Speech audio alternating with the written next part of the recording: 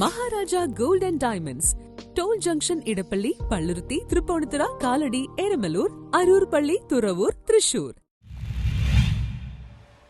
Police മർദ്ദനത്തിൽ പ്രതിഷേധിച്ച് Congress Fort Kochi north south Eraveli മണ്ഡലം കമ്മിറ്റിയുടെ ആഭിമുഖ്യത്തിൽ ഫോർട്ട് കൊച്ചി പോലീസ് സ്റ്റേഷന് മുന്നിൽ പ്രതിഷേധം സംഘടിപ്പിച്ചു.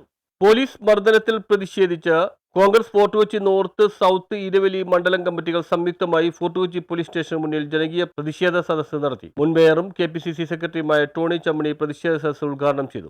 മുഴുവൻ പോലീസ് സ്റ്റേഷനുകളിലും സമാനമായ പ്രതിഷേധ ജനകീയ സദസ്സുകൾ നടത്തിയിരുന്നു.